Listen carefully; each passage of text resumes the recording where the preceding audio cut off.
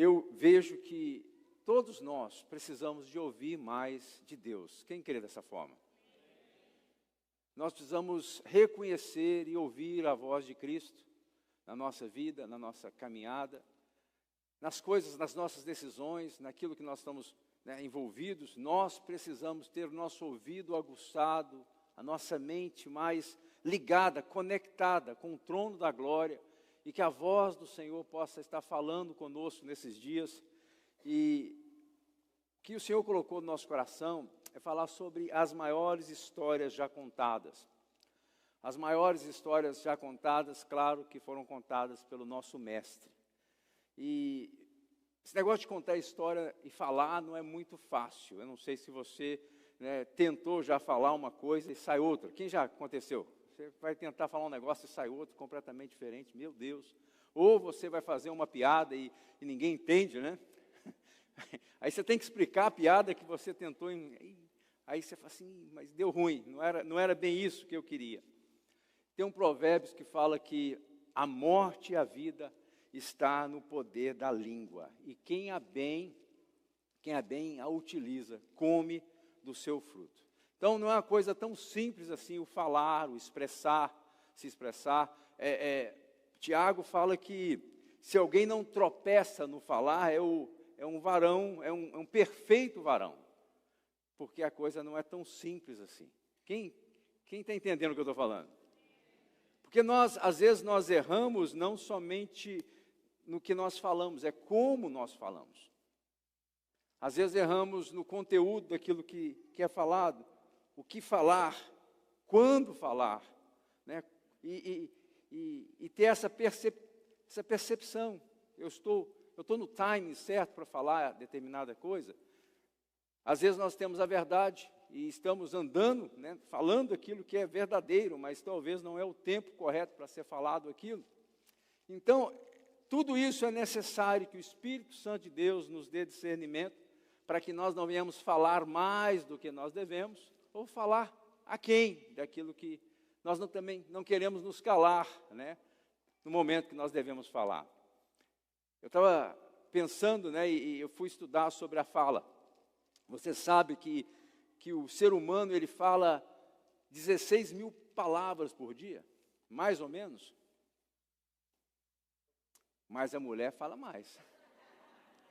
A mulher é 20 mil palavras, em average, em média por dia. Então nós falamos muitas palavras, falamos muitas coisas sobre muitos assuntos. E eu creio que nós precisamos entender e aprender com quem? Aprender com o nosso mestre. Se você for olhar a questão da linguagem, da comunicação, a história já nos apresentou grandes oradores.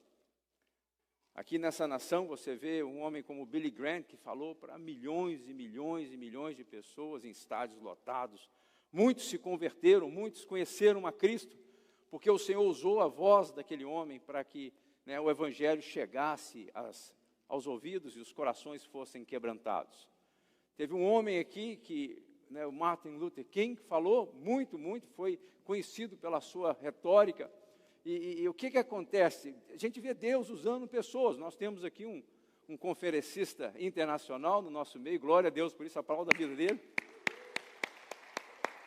Então, é importante a fala, é importante a gente estar conectado com boas palavras. Mas ninguém, na história dessa terra, ninguém falou como o nosso Mestre Jesus.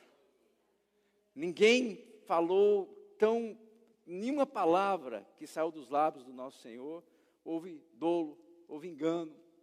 E as palavras, quando saíam dos lábios do nosso Mestre, saiu para o seu objetivo. Então, nós vamos aprender com Jesus nesses dias, nós vamos estar ministrando sobre esse assunto, as maiores histórias já contadas e embasado nas parábolas de Jesus. Jesus contou muitas parábolas. Se você for analisar ali, somente nos 4 evangelhos, você tem mais de 40 parábolas, histórias que Jesus contava para trazer um ensinamento um princípio espiritual que ele queria que aqueles seus ouvintes aprendessem aquilo que ele estava ministrando. Então, ninguém alcançou, né, mais pessoas do que o Senhor. Ele tem alcançado, glória a Deus, alcançou a nossa vida. Ninguém, né, chegou ao nível de importância com a sua fala como o Senhor, e ninguém, absolutamente ninguém na história causou tanto impacto quanto o nosso mestre. Então Jesus, ele vem, né, de uma tradição de rabinos, e ele usava parábolas para trazer verdades, para trazer princípios, às vezes usando coisas simples, coisas corriqueiras, coisas da vida diária das pessoas ali, daquele ambiente, e ele trazia um princípio espiritual para que pudesse ser cravado na mente do ouvinte, e ele nunca mais, absolutamente esqueceria daquilo que foi ensinado por Jesus. Às vezes, isso é uma realidade, né? Ele usava isso de forma pedagógica, e às vezes nós vamos numa conferência ou escutamos uma pregação com muito conteúdo, coisas boas, a gente fala, eu queria aprender isso, eu queria saber mais sobre isso, mas quando o ministro, né, o orador, ele fala, ele explica alguma história, alguma coisa corriqueira da sua vida, aquela história, às vezes, ela é mais lembrada do que a própria pregação. Quem está entendendo o que estou falando? Já aconteceu com vocês?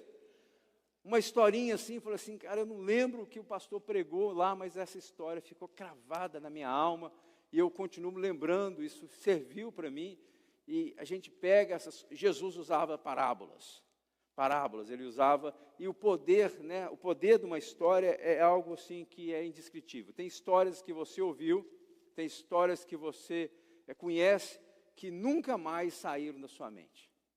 Jesus, sabedor disso, Senhor, conhecedor, né, do coração do homem, ele usava justamente essa forma pedagógica para ensinar verdades espirituais. E aí você vai ver várias parábolas, histórias para trazer justamente isso. E aí eu não vou citar, mas você tem aí o bom samaritano, a ovelha perdida, a moeda perdida, o filho pródigo, né, o administrador desonesto, e aí vai o juiz, os talentos, você vai ver aí os 2 alicerces, e aí vai, você tem várias parábolas, histórias que o Senhor Jesus deixou para nós e tem edificado vidas, gerações entram, gerações saem, e a palavra de Deus continua edificando vidas. Glória a Deus!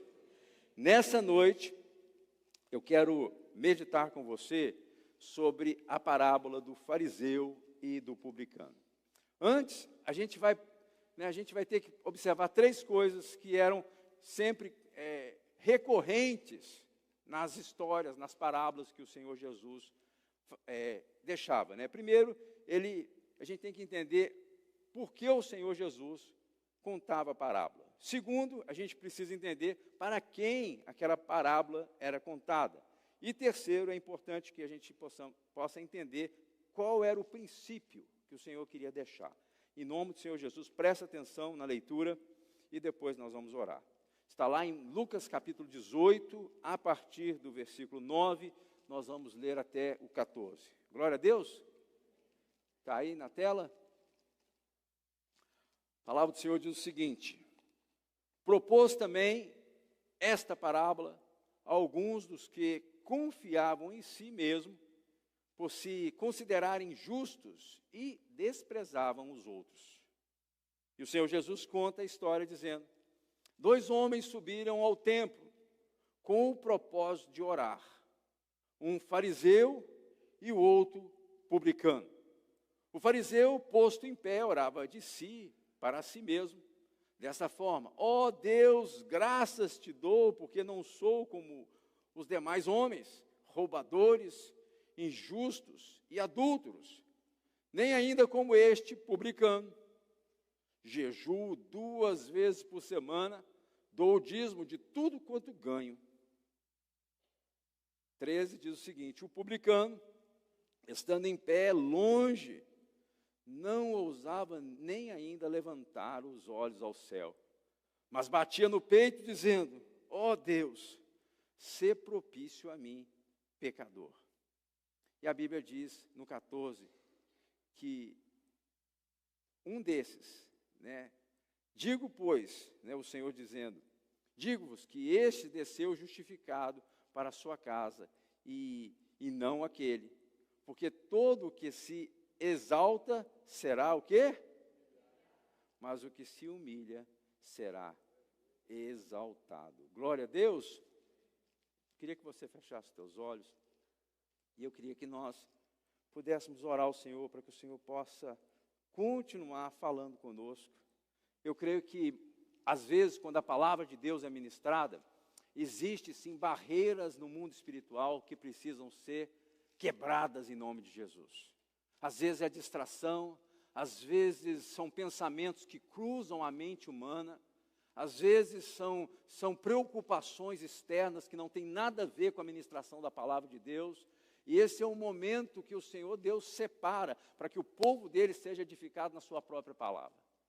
E nós precisamos, no mundo espiritual, tomar posse e declarar que o teu coração é uma boa terra, uma terra que produz. Glória a Deus. Feche teus olhos. Pai, em nome do teu Filho Jesus, nós entendemos que a tua palavra ela é viva, que a tua palavra é eficaz. O que nós precisamos é de receber, é absorver isso que o Senhor está falando conosco e aplicar na nossa vida.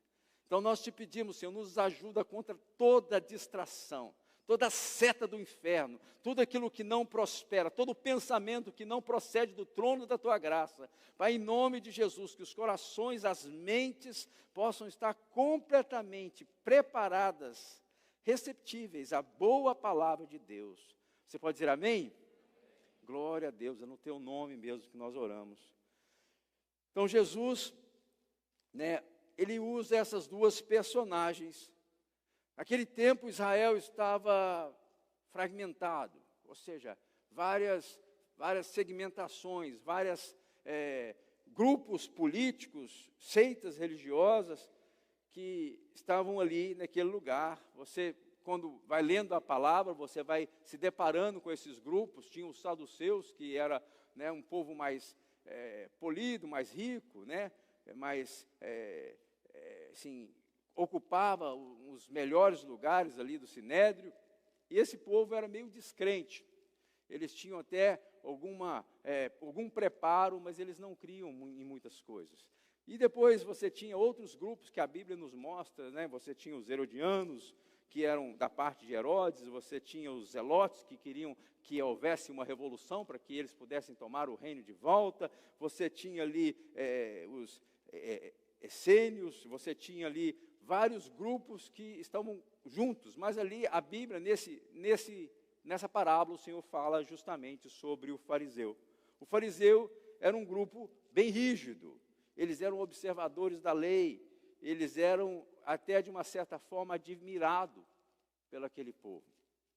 E a Bíblia diz que um desses fariseus sobe ao templo para orar. Justamente, essa hora que o fariseu sobe, também havia ali outra figura que era o publicano. O publicano era nada mais uma pessoa que era retirada do povo de Israel para que ele pudesse cobrar impostos para Roma. Isso aí a gente fala assim, mas como é possível? Como é que um judeu vai cobrar imposto para outra nação que estava invadindo? É o poder da persuasão. Não sei se você viu, tinha um filme aí que passou muito tempo atrás, às vezes eu fico lembrando dessa frase. Quando Pablo Escobar, ele queria corromper alguém, ele falava assim, você vai querer prata ou prumo? Em outras palavras, você vai se juntar a nós ou você vai morrer?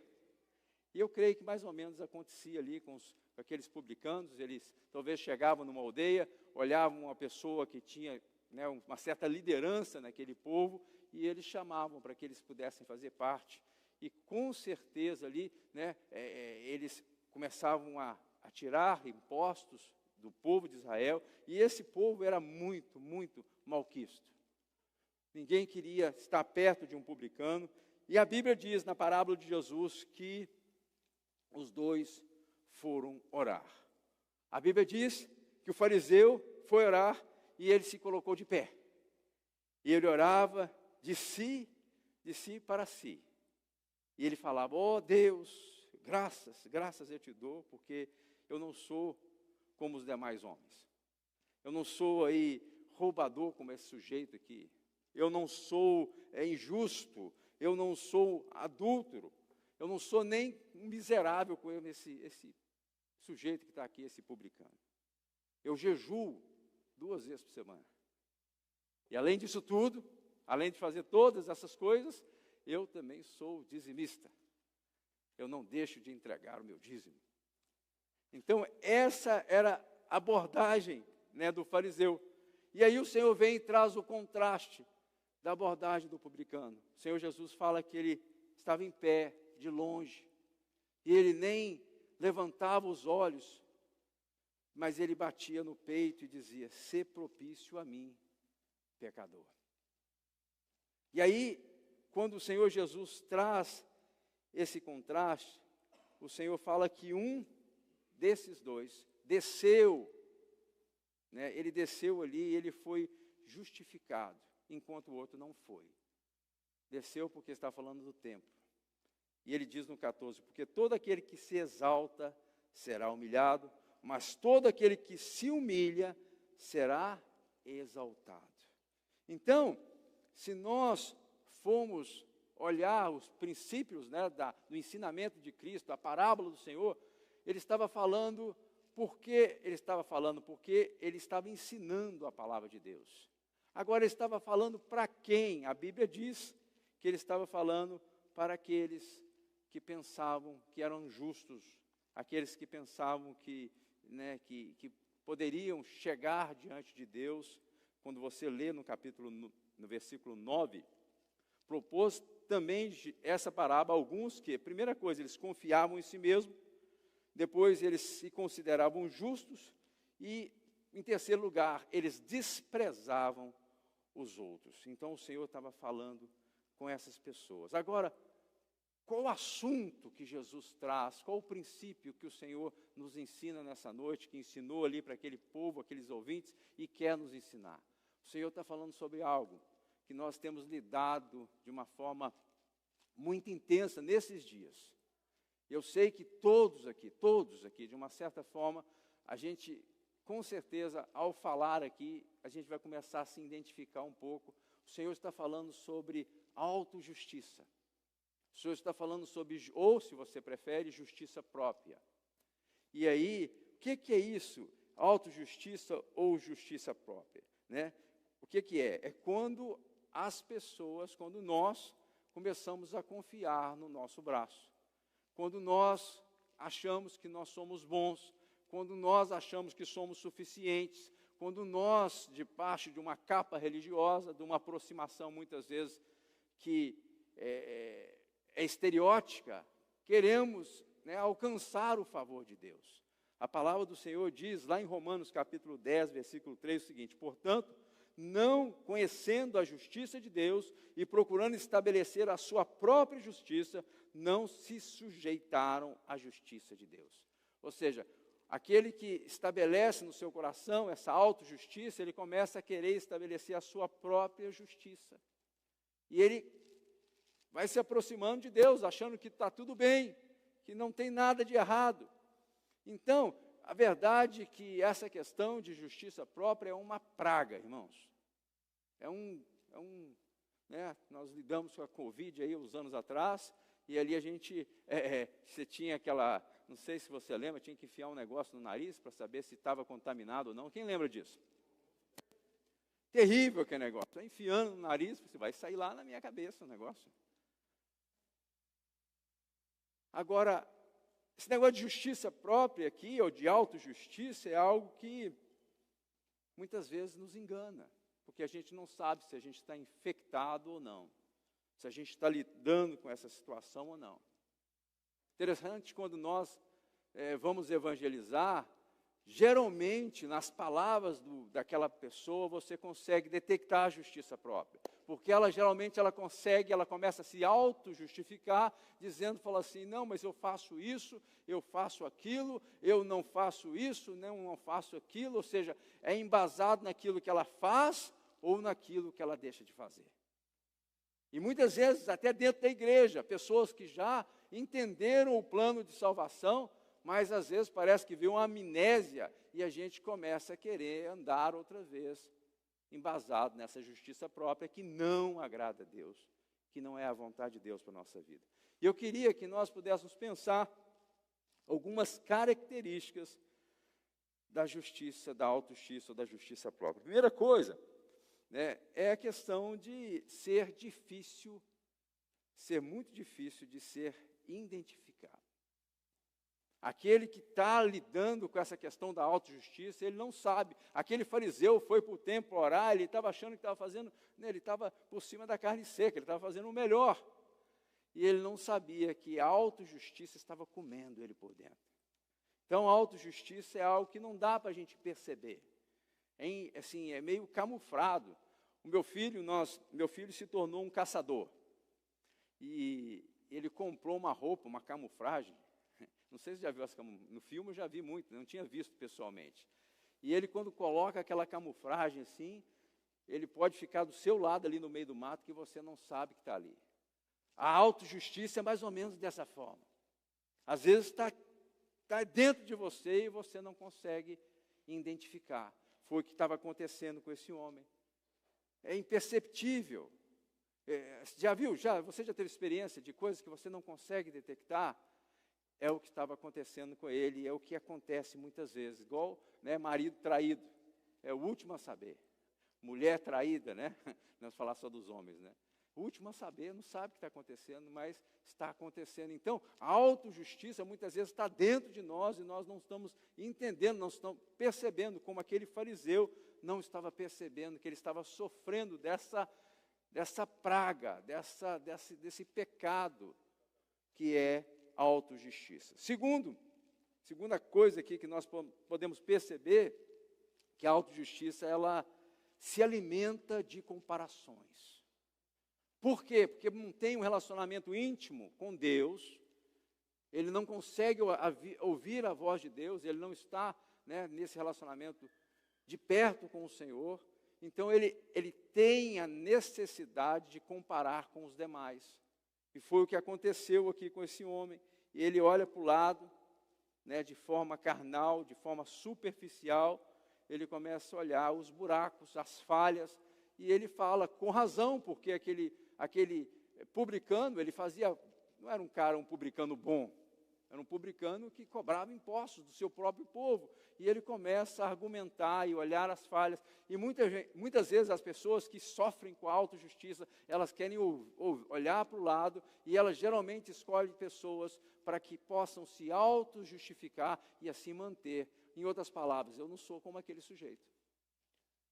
Eu posso ter os meus defeitos, mas aquela irmã fala demais. Eu posso ter os meus defeitos, mas aquele sujeito, ele faz coisas que eu não faço. Quem está entendendo o que eu estou falando? Geralmente nós usamos tem uma regrinha. As coisas que nós somos fortes, que nós conseguimos dominar, essa nós conseguimos falar, né, com autoridade sobre aquele assunto. E nós nos esquecemos daquelas coisas que nós somos débeis. Mas aí olhamos para as pessoas e as suas debilidades e começamos a fazer uma comparação. E essa comparação, de uma certa forma, vai nos dando, né, alimento para que a justiça própria continue prosperando no coração. Outra coisa aqui que nós podemos claramente enxergar é a questão, né, da necessidade de aprovação. Você vê que aquele fariseu, ele estava ali olhando o publicano porque ele queria ser aprovado. Então, ele usa essa autojustiça para que ele pudesse ser, né, segundo os seus olhos, segundo a sua forma de enxergar, ser aprovado. Então, se você for olhar aqui uma outra característica, sempre vai confiar no esforço do braço. Quando você olha lá em Jeremias capítulo 17, versículo 5, diz o seguinte, maldito o homem que confia no homem, e faz da carne mortal o seu braço, e aparta o seu coração do Senhor. Quando fala maldito é um homem que ele confia na força do seu braço, ele não está colocando a sua visão em Deus, ele não está colocando a sua esperança no Senhor, ele está colocando a sua esperança naquilo que ele pode fazer ou deixar de fazer. Então, a questão, a base, né, os fundamentos da justiça própria é o braço, a força humana. Mas continua no 7, bendito o homem que confia no Senhor e cuja esperança é o Senhor. Então, é muitas vezes imperceptível. A gente, às vezes, quer fazer o melhor, às vezes a gente quer, né, dar passos que sejam retos, que sejam corretos, mas a gente tem que fazer uma pergunta: será que eu estou colocando a minha confiança em Deus ou estou usando a minha justiça para poder fazer determinadas coisas? Você já imaginou quantas decisões e quantas coisas nós nos envolvemos todos os dias? São tantas decisões, são tantas coisas que nós temos que fazer no nosso dia a dia. E muitas vezes a base das nossas decisões, a base daquilo que nós estamos investindo o nosso tempo, as nossas emoções, os nossos esforços, não é a confiança em Deus, é aquilo que Ele pode fazer, mas é aquilo que eu posso fazer segundo aquilo que eu acho que é mais justo, segundo os meus olhos. Eu estava conversando com um irmão, há uns dias atrás, e nós estávamos falando sobre a questão de criação de filhos. E quando nós olhamos a questão de criação de filhos, a gente vê que muitas coisas nós deveríamos estar fazendo e nós não estamos. Aí, no decorrer da nossa conversa, eu falei assim, nós erramos muito, tem muitas coisas que nós precisamos melhorar, mas uma coisa que a gente nunca pode deixar de confiar é na graça de Deus. A mesma graça que nos salvou, a mesma graça que nos levantou, a mesma graça que nos redimiu, é a mesma graça que vai operar na vida dos nossos filhos. Porque se a gente confiar somente nas nossas habilidades humanas, naquilo que nós... Claro que nós devemos fazer o melhor. Não é isso que eu estou falando. Mas automaticamente a nossa confiança deve estar em Deus. Quem está entendendo o que eu estou falando? Senão nós vamos estar, como o pastor Marcelo sempre fala, de uma forma performática, pensando que todas as coisas só vão dar certo ou dar errado, dependente daquilo que eu estou acertando ou errando. E aí você vê que esse homem fariseu, ele confiava-se na força do seu braço. E por que muitas vezes as pessoas reclamam tanto? As pessoas reclamam tanto porque elas pensam que têm o direito. E nós vivemos, de fato, numa cultura do mérito. Era o que estava acontecendo com esse homem. Ele tinha, segundo o seu conceito, segundo a sua visão, ele tinha o direito de estar ali. Ele poderia reivindicar o seu direito.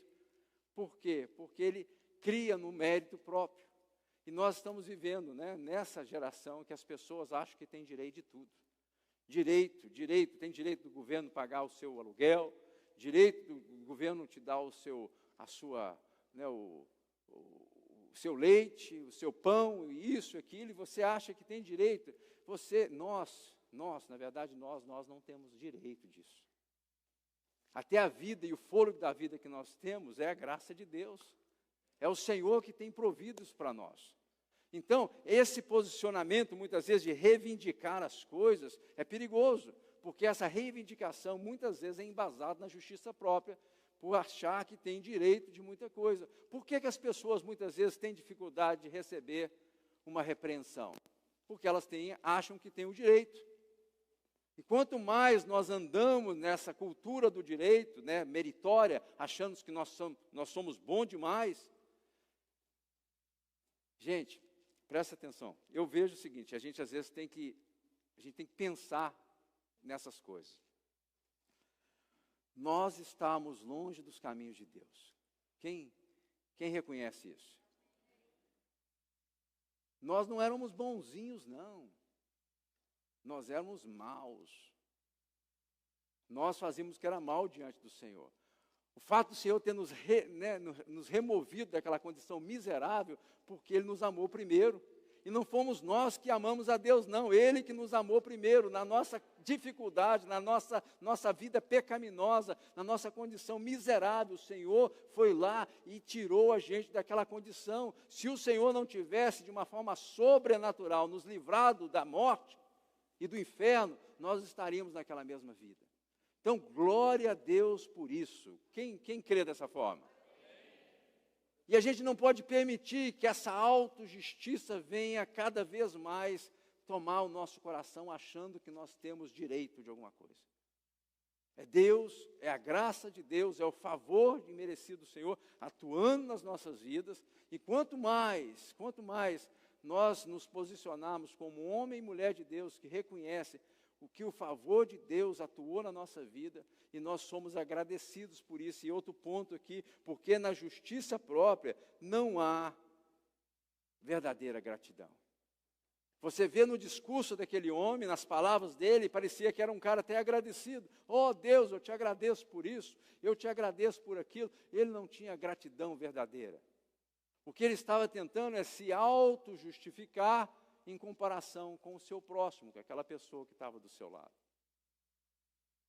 Então, que o Senhor Deus possa agir em nós de uma forma que nós possamos ser pessoas agradecidas, pessoas que reconhecem o favor de Deus. No Salmo 103, amo o Salmo 103, porque o salmista, ele nos encoraja a não esquecer de nenhum só dos benefícios de Deus, como se fosse possível, né?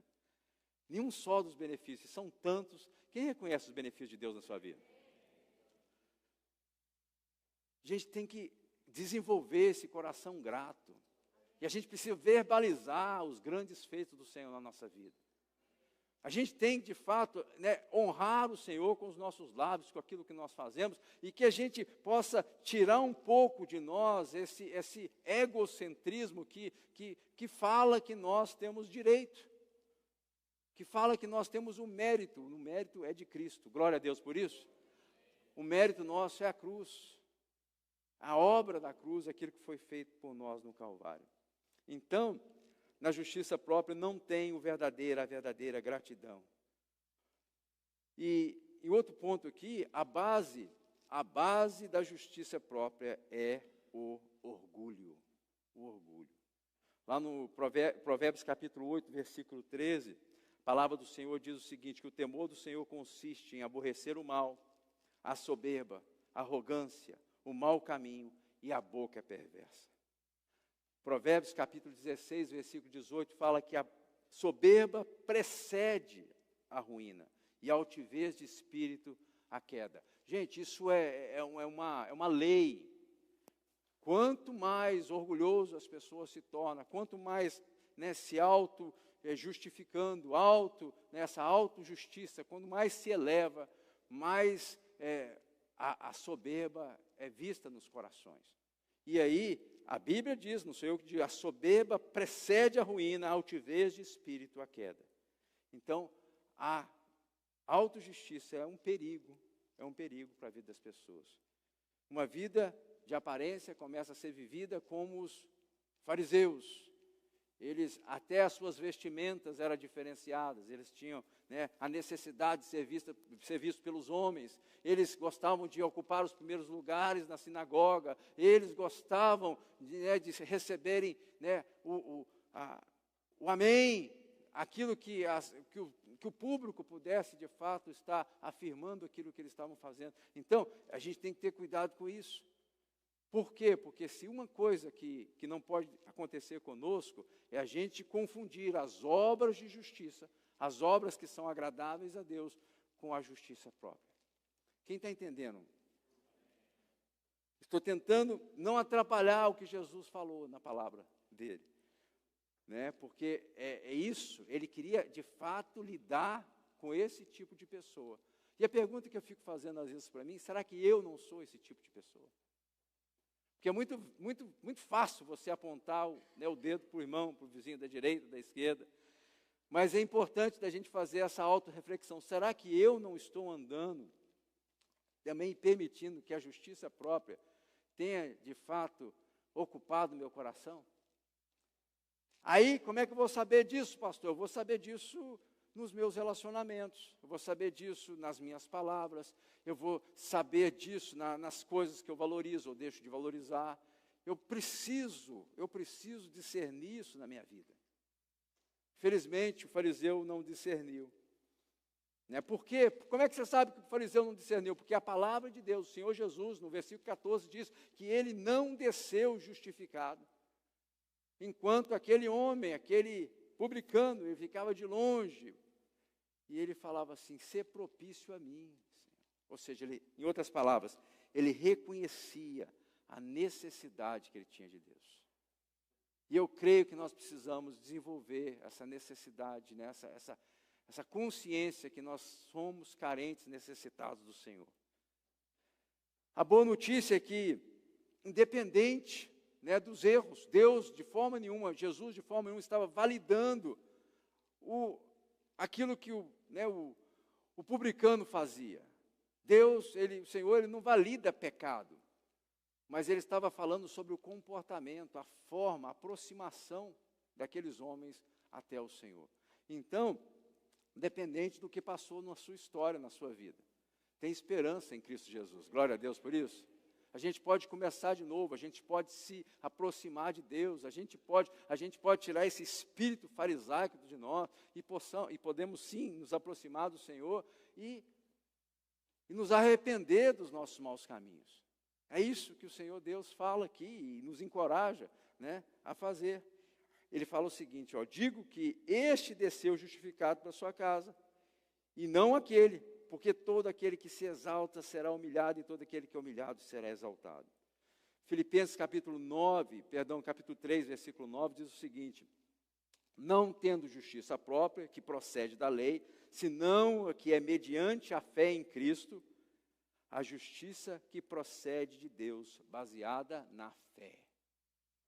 Então, para que isso aconteça na minha vida, eu tenho que caminhar na fé. Porque se você for olhar só aquilo que você acertou, aquilo que você errou, você nunca vai se aproximar com um sincero coração diante de Deus. O que a palavra diz? Né? Vinde a mim todos que estáis cansados e sobrecarregados, e eu vos... Então, tem alívio em Cristo Jesus. Glória a Deus. A gente não precisa ficar carregando os peso, o fardo do passado. Nós podemos sim nos aproximar de Deus, pedir perdão pelas coisas, pelos erros que nós cometemos e começar de novo. Glória a Deus por isso. É isso que o Senhor está falando, né? O Senhor fala mais. Olha o que ele diz lá em Isaías capítulo, deixa eu ler primeiro, Salmo 34, 18, fala assim, perto está o Senhor dos que têm o coração quebrantado e salva aqueles de espírito, né, oprimido, ou seja, que quando for olhar oprimido, nos originais, é espírito no pó. Aquela pessoa que de fato se prostra a Deus, aquela pessoa que reconhece o Senhor, aquela pessoa que se arrepende, que tem um coração quebrantado e contrito na presença do Senhor. A palavra de Deus diz que o Senhor não desprezará. O que é isso? Deus não rejeita, Deus não joga para fora. Então, tanto aquele que se vangloria na presença de Deus, ou aquele que carrega culpa e condenação, a gente precisa de fato de ver e rever conceitos.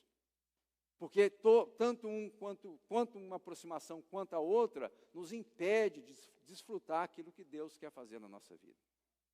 Então, a palavra do Senhor também nos fala, lá em Isaías capítulo 57, o seguinte, vou ler. Porque assim diz o alto, o sublime, o Senhor que habita no alto e sublime trono, habita na eternidade, ao qual tem o nome de santo. Eu habito no alto e santo lugar, mas habito também com o contrito e abatido de espírito.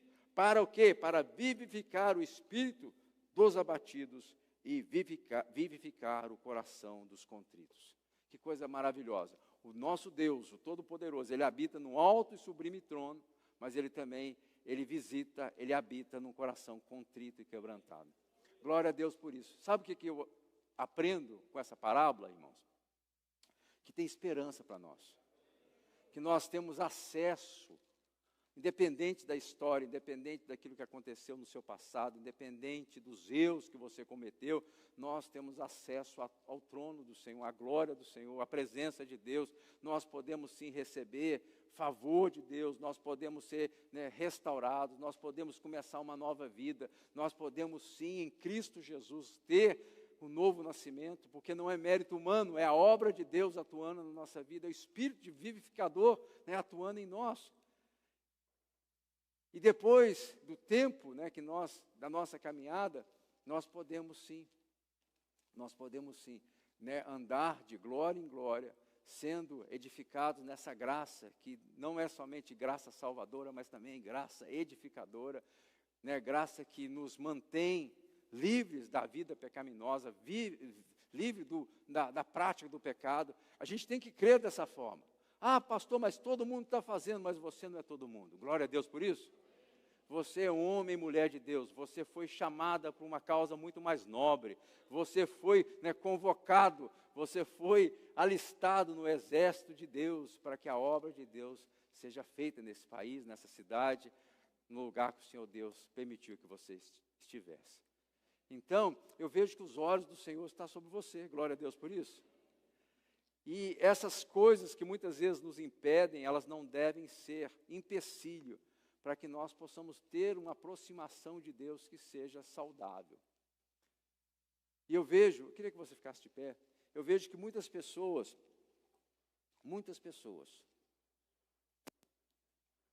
até frequentam os cultos das igrejas, até participam às vezes, né, de algum ministério, às vezes estão envolvidas com a obra de uma certa forma, mas elas carregam pesos, e esses pesos, eles já estão aí por muitos anos. E elas nunca, de fato, receberam no seu espírito a revelação que em Cristo Jesus você pode ser verdadeiramente livre, verdadeiramente restaurado, você pode ter uma vida transformada.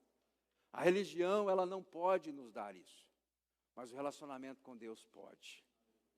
E quando o Senhor conta aquela parábola, Ele conta uma parábola para as pessoas que confiavam em si.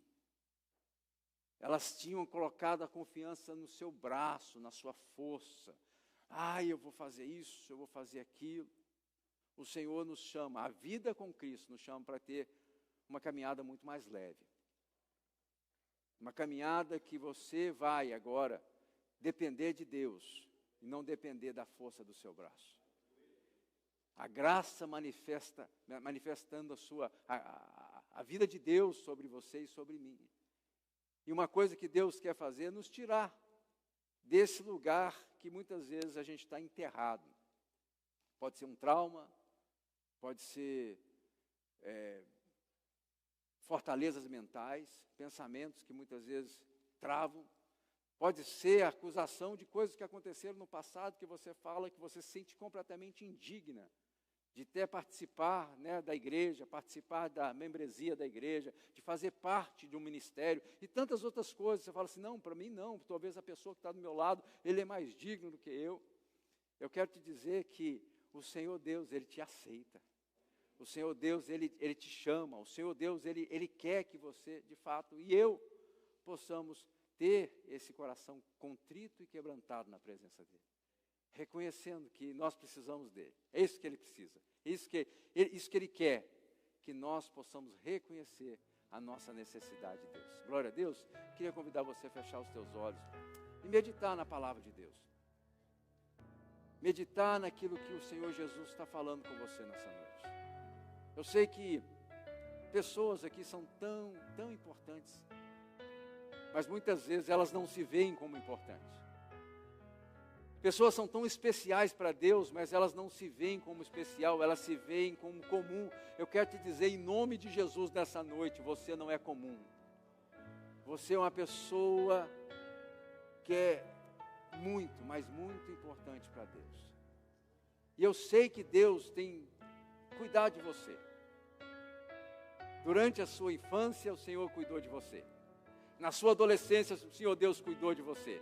Quando você estava lá no ventre da sua mãe, Deus cuidou de você. A Bíblia diz que o Senhor manda os seus anjos ministradores para servir aqueles que hão de herdar a vida eterna. Eu sei que o Senhor Deus, Ele tem cuidado de forma que talvez nós não podemos saber nesse momento, mas um dia nós vamos ver, nós vamos olhar o curso da nossa vida e nós vamos ver que muitas vezes a poderosa mão do Senhor cuidou